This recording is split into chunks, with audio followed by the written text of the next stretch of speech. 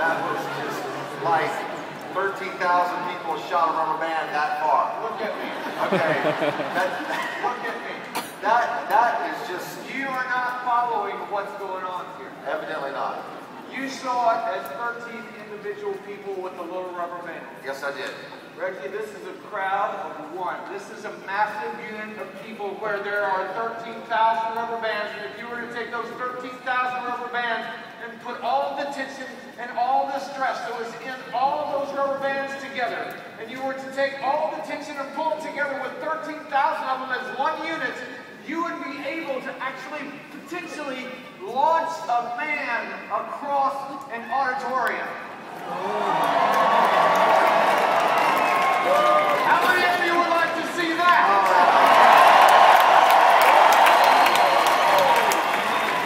Ladies and gentlemen, I would like to introduce you to somebody, because in just a second you're going to see that.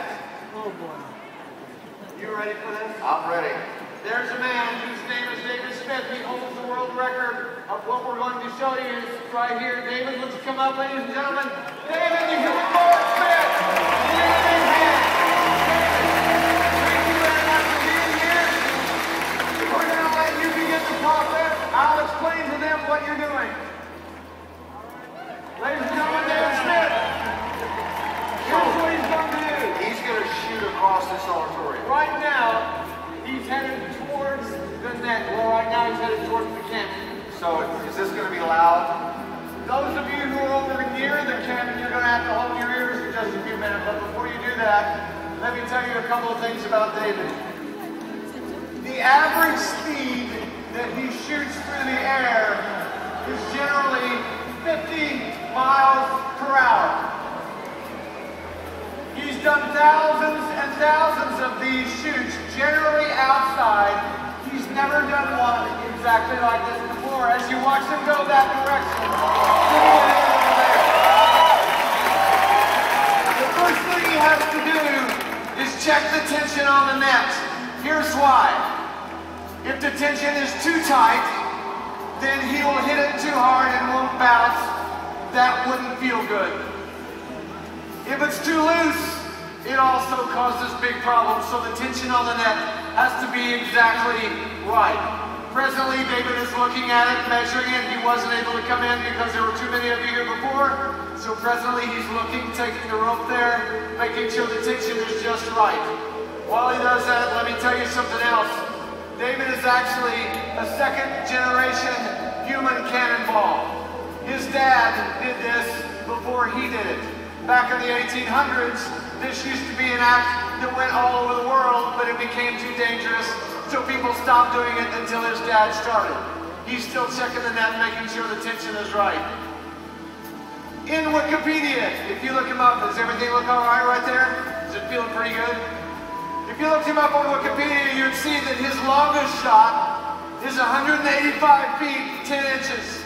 He traveled at 70 miles per hour. Today, when he shoots in this auditorium, he's going to go to that cannon, he's going to get in it, and the thing he's never done before is this.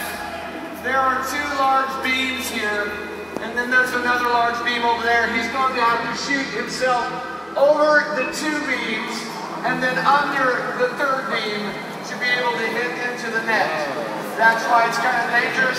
That's why these people are moving away quickly.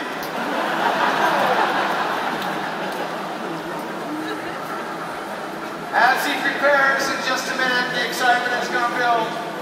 You should know that he holds the world record as the human cannonball with 185 feet, 10 inches. That happened in 1998. Again, when we met with him yesterday, it took a long time to decide whether or not we could do this, simply because he's never had to have such a small space to travel through, nor has he ever had to go over two steel beams and under a third one. Presently, they're making sure the cannon is just right and that the angle will be set right. If the angle's not set right, for those of you who are over there, this will be an interesting day for you.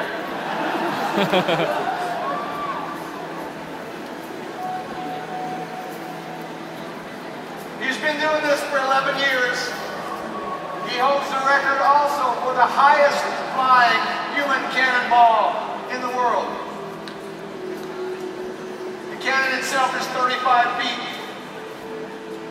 Periodically, he has to check and make sure that the wind speed variations are correct. I don't think he has to check that in here unless we have too many pastors on that side.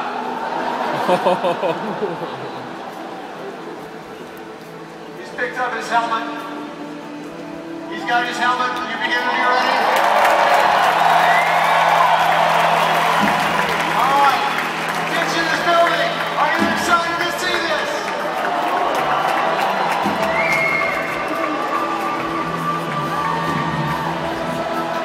Ladies and gentlemen,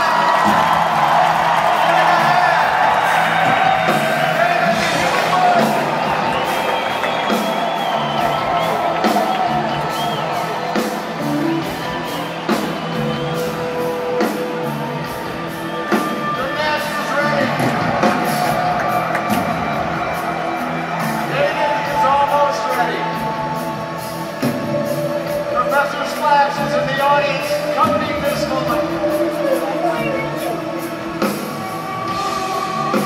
Now walking to the top of the cannon. Just a minute when he slips in. We're going to give him a countdown in a minute. Come on. Oh my goodness. The right trajectory. Ladies and gentlemen, as he slips into the cannon, let's give him another hand before he disappears.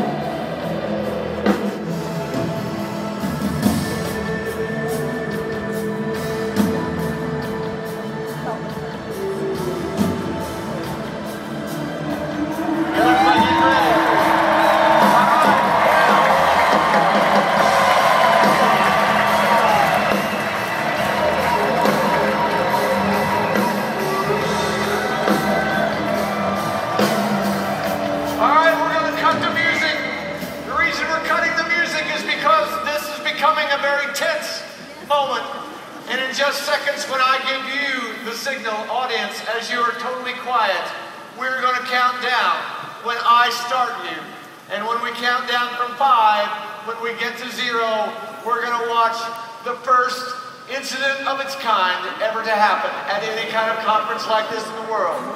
We're watching, we're waiting, let's be totally silent. Those of you close to the cannon will want to hold your ears. Count with me. Are you ready? Together. 5, 4, 3, 2, 1, 0.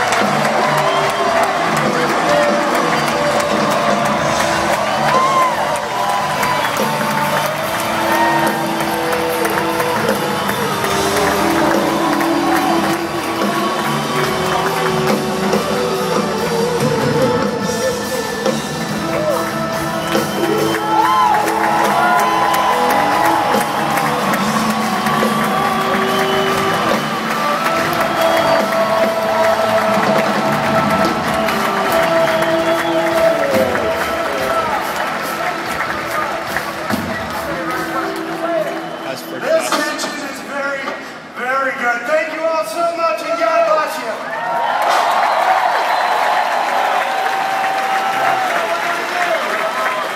In case you're not sure you saw it, we're going to run it again, slow motion on the screens. Take a look.